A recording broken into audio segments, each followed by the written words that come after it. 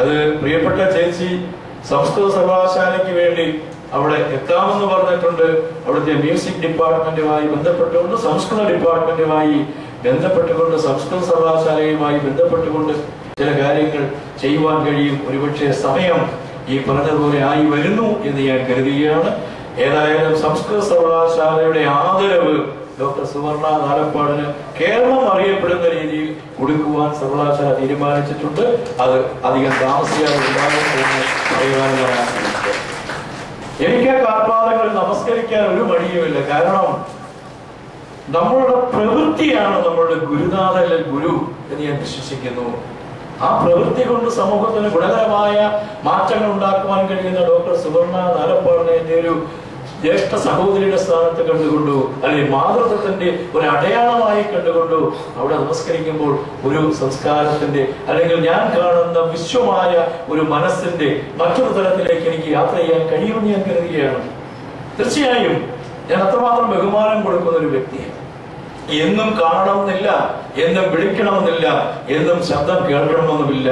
പക്ഷേ ഒരിക്കൽ വിളിച്ചാൽ മതി, അത് കാലങ്ങളോളം മനസ്സിൽ സൂക്ഷിക്കാൻ കഴിയും. ആ ഒരു ബന്ധമാണ് ഒരു ഫോൺ കോളിലൂടെയാണെങ്കിലും ഞങ്ങൾ തമ്മിലുള്ളത് എന്ന് ഞാൻ മനസ്സിലാക്കും. പലപ്പോഴും നമ്മുടെ സുഹൃത്ത് ബന്ധങ്ങളില് 1ാം ക്ലാസ്സിൽ പഠിച്ച, 3ൽ പഠിച്ചവര്, 2ാം ക്ലാസ് ഒക്കെ ഇങ്ങനെ ഇരുന്നവര്, പക്ഷെ കാണാറുണ്ടാവില്ല, കേൾക്കാം. ഒരു പ്രാവശ്യം എവിടെയെങ്കിലും വെച്ച് കാണുന്നു, പെട്ടെന്ന് സ്പാർക്കാണ്, പുറകോട്ട് ആ ചിന്ത വരികയാണ്. ഒരു മതി, വിളിച്ചില്ല എന്ന് കണ്ട് ചില സുഹൃത്തുക്കൾക്ക് പരിഭവമില്ല. ചിലർ എത്ര വിളിച്ചാലും പരിഭവം ഉണ്ടാവുകയും. അപ്പം ഇത് ബന്ധം എന്ന് പറയുന്നതിന്റെ അളവുകോല്, അത് ആ മനസ്സിലുണ്ടാകുന്ന റിലേഷൻഷിപ്പിന്റെ വ്യാപ്തി അത് എത്രമാത്രമാണെന്ന് ഓരോരുത്തർക്കും സ്വയം മനസ്സിലാക്കാനേ കഴിയുള്ളൂ. ചേച്ചിയുടെ ഒരു ഫോൺ കോൾ കൊണ്ട് ഒരു യുഗം ഉള്ള ബന്ധം എനിക്ക് ഉണ്ടാകുന്നുണ്ട് എന്ന് ഞാൻ പറയുക. ശ്രീകുമാരി രാമേന്ദ്രൻ ഇവിടെ ഉണ്ട്, ഞങ്ങൾ ഇന്നും കാണാറില്ല, പക്ഷേ അത്രമാത്രം ബഹുമാനവും ആത്മാർത്ഥമായ ഒരു ബന്ധവും ഞങ്ങൾ തമ്മിലുണ്ട്. ചില വേദികളിൽ ഞങ്ങൾ ഒരുമിച്ച് പങ്കെടുത്തിട്ടുണ്ട്, സാംസ്കാരിക പ്രവർത്തനങ്ങൾ. അതൊക്കെ എന്ന് പറയുന്നത് എല്ലാവരോടും അങ്ങനെ ഉണ്ടാകണമെന്നില്ല കേട്ടോ. അവിടെയാണ് വീണ്ടും തിരിച്ചു വരുന്ന ആ ഇൻറ്റാഞ്ചിബിളിലേക്ക് എത്തുന്നത്. അങ്ങനെയൊന്നും നമുക്ക് അങ്ങനെ പറയാം. പിന്നെ നഷ്ടപ്പെട്ടു പോകുന്ന ഇന്ന് ഈ സമൂഹത്തിൽ നഷ്ടപ്പെടുന്നത് പ്രായമായവരോടുള്ള അവഹേളനയാണ് എന്ന്, അല്ലെങ്കിൽ സമൂഹത്തിൽ ആ അവഹേളനയാണ് നമുക്ക് സാംസ്കാരിക അധപതനത്തിൽ മുൻപിൽ നിൽക്കുന്നതിനെ കരുതുന്നത്. പ്രത്യേകിച്ച് ഗുരുവായൂർ അമ്പലം എവിടെയുള്ളപ്പോൾ ആ നടയിൽ കൊണ്ടുവന്ന അമ്മമാരെ നടക്കിരുത്തിയിട്ട് പോകുന്ന ചില മക്കളെയൊക്കെ കാണുകയും വായിക്കുകയും അറിയുകയും ചെയ്യുമ്പോഴുള്ള ഒരു ദുഃഖം എൻ്റെ മനസ്സിലുണ്ട്. സാംസ്കാരിക അധപതനത്തിന്റെ ഏറ്റവും നമുക്ക് ചൂണ്ടിക്കാണിക്കാവുന്ന ഒന്നാണ് അതിനെ കാണുന്നത്. എന്റെ ഒരു കേരളത്തിലെ പ്രധാനപ്പെട്ട ഒരു ചിത്രരചന അത് നടത്തിയതിന്റെ പ്രദർശനം ഉദ്ഘാടനം ചെയ്യുവാൻ വേണ്ടി എറണാകുളത്ത് വെച്ചു. കേരളത്തിലെ പ്രഗത്ഭരായ ആർട്ടിസ്റ്റുമാരെല്ലാവരും ഉണ്ടായിരുന്നു. അതിൽ ഒരു 12 വയസ്സുകാരൻ കുട്ടി വരച്ചു വെച്ച ഒരു ചിത്രം, കൊല്ലംകാരനാണ് പയ്യൻ. അതിനെ വല്ലാതെ മനസ്സിലൊരു ചിന്തിക്കുവാൻ പ്രേരിപ്പിച്ചു. മറ്റൊന്ന് വളരെ സിമ്പിളായ ഒരു പടം, ഒരു ചുവട് താങ്ങി വരച്ചു വെച്ചിട്ടുണ്ട്. അതിൽ നിന്നൊരു വലിയ ഭാണ്ഡം എടുത്ത് താഴെ വെച്ചിരിക്കുന്നു. ഇപ്പുറത്തെ മരച്ചുവട്ടിൽ സാധാരണ ഒരമ്മ വളഞ്ഞു കൂടി കിടന്നുറങ്ങുന്നു. കയ്യിൽ നിന്ന് തെറിച്ച് വീണ ആ വടി റോഡിൽ കിടക്കുന്നു. പലരും അതിലേക്ക് കടന്നു പോകുന്നു, ആരും തിരിഞ്ഞു നോക്കുന്നു. ഞാൻ ചോദിച്ചു, എന്താണ് മോനെ ഞാൻ ഉദ്ദേശിച്ചത്? എന്നോട് പറഞ്ഞു, സാർ എൻ്റെ വീട്ടിലുണ്ട് ഈ ഒരു രംഗം, എൻ്റെ അടുത്ത വീട്ടിലുണ്ട് സാർ, പ്രായമായവരെ ആർക്കും വേണ്ട. ഞാൻ ചോദിച്ചു, എന്ത് പറ്റി, എന്താ? ആ കൊച്ചു 12 വയസ്സുള്ള കൊച്ചാണ്. ആലോചിക്കണം, പ്രായമായവരെ ആർക്കും വേണ്ട.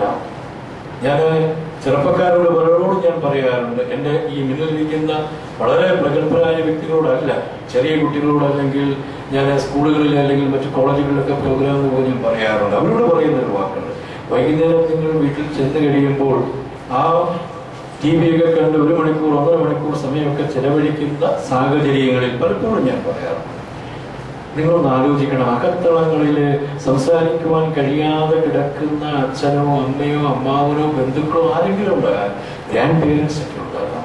ചുക്കിച്ചുളിഞ്ഞ ശരീരവും ഒക്കെയായി അകത്ത് കിടക്കുമ്പോൾ സംസാരം ബുദ്ധിമുട്ടായിട്ടുള്ള അവരുടെ അടുക്കൽ പോയി 1.5 മണിക്കൂറിൽ കാൽപാദങ്ങളിൽ ഒന്ന് തലോടി, കൈകളിൽ ഒന്ന് തലോടി, ഉമ്മറത്ത് അച്ഛനും അമ്മയും ഒക്കെ ഫാസ്റ്റ് ഫുഡൊക്കെ കൊണ്ടുവന്ന് ഷെയർ ചെയ്ത് കഴിക്കുമ്പോൾ, അവിടെ ഇരുന്ന് ആഘോഷിക്കുമ്പോൾ ഒരു നിമിഷമെങ്കിലും അവരുടെ അടുക്കൽ എത്തുവാൻ കഴിഞ്ഞാൽ അവിടെ ചെന്ന് അവരോടൊപ്പം അല്പസമയമെങ്കിലും ചിലടുവാൻ കഴിഞ്ഞാൽ സംസാരമില്ലെങ്കിൽ അവരുടെ കണ്ണിൽ നിന്ന് കിട്ടുന്ന ഒരു തേജസ് ഉണ്ട്, അത് നമുക്ക് പകർന്നു തരും. അതാണ് അനുഗ്രഹം എന്ന് പറയുന്നത്.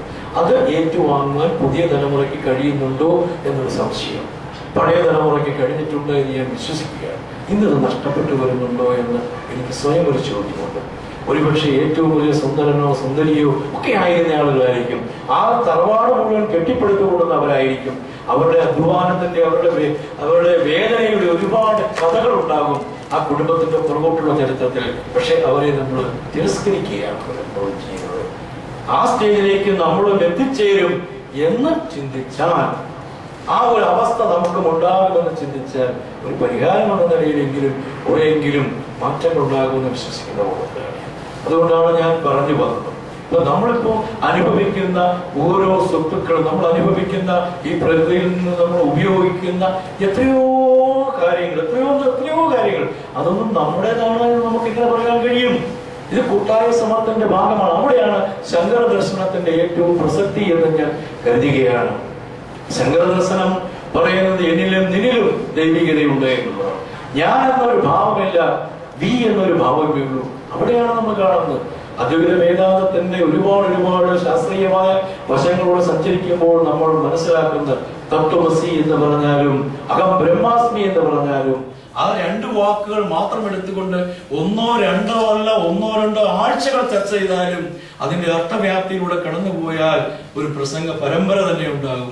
ശാസ്ത്രീയമായി അവലോകനം ചെയ്യുമ്പോഴും അതിനെ സാങ്കേതികപരമായി വിലയിരുത്തുമ്പോഴും ഒക്കെ നമുക്ക് മനസ്സിലാക്കാൻ കഴിയും.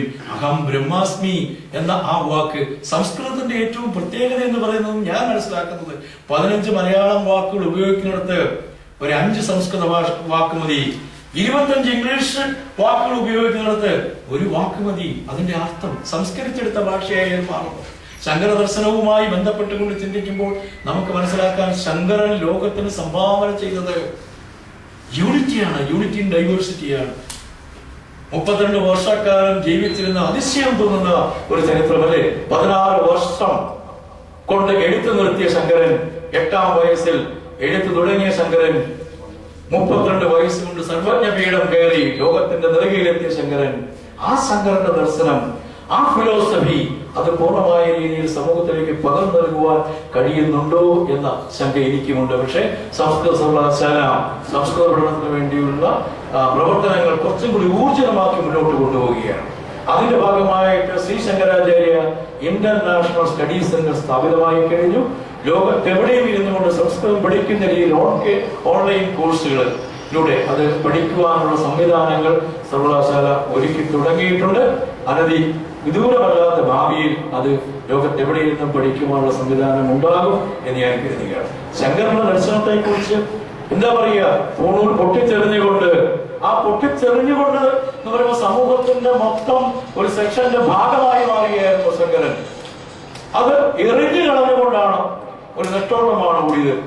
ഇന്ത്യ മുഴുവൻ കാണുവാൻ ആ കാലഘട്ടത്തിൽ 4 എന്താ പറയുക മഠങ്ങൾ സ്ഥാപിച്ചുകൊണ്ട് 4 ദിശകളിലേക്ക് യാത്ര ചെയ്ത ശങ്കരൻ, ആ ശങ്കരന്റെ ദാർശനികമായ കാഴ്ചപ്പാടുകളെ പൂർണ്ണമായ രീതിയിൽ നമുക്കിന്ന് സമൂഹത്തിലേക്ക് കൊടുക്കുവാൻ കഴിഞ്ഞിട്ടുണ്ടോ എന്ന് ആലോചിക്കണം.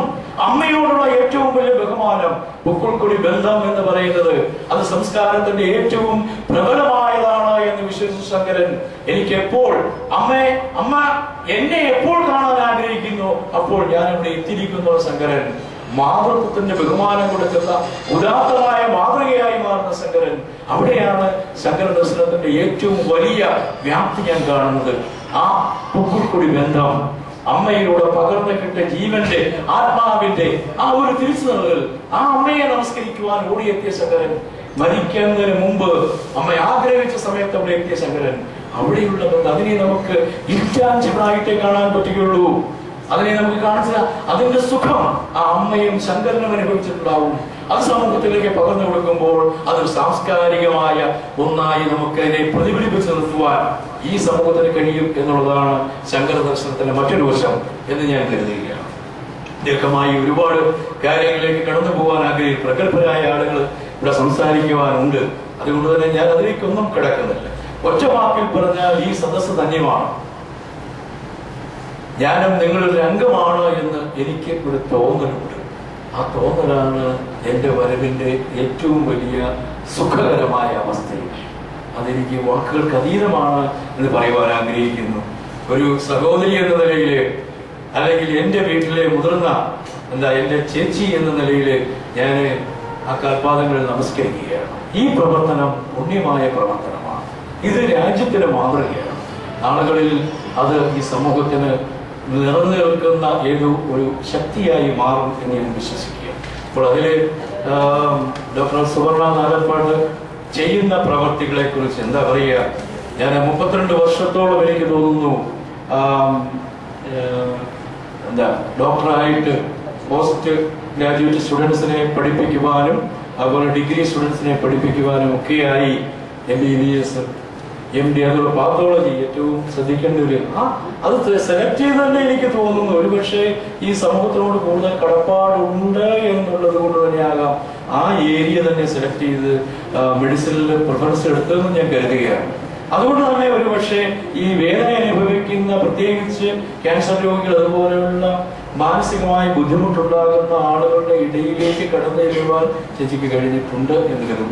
എത്രയോ അനുഭവങ്ങൾ എനിക്ക് പറയാനുള്ളത് ആ 32 വർഷക്കാലത്തെ അനുഭവവും സാംസ്കാരിക രംഗത്തെ അനുഭവവും അതുപോലെ തന്നെ ഈ 81 പുസ്തകങ്ങളുടെ രചനയും നടത്തുമ്പോൾ നമ്മൾ നേരിട്ട് കണ്ട ചില അനുഭവങ്ങളെ പ്രത്യക്ഷമായ രീതിയിൽ പുസ്തകത്തിന്റെ താളുകളിലൂടെ ഡോക്ടർ എന്ന നിലയിൽ സമീപിച്ചപ്പോൾ അല്ലെങ്കിൽ രോഗികളുമായി ബന്ധപ്പെട്ടുള്ള അനുഭവ കഥ അതൊരു പുസ്തകമാക്കണമെന്നാണ് എനിക്ക് പറയാനുള്ളത്. അതൊരു അനുഭവ കഥയായിരിക്കും.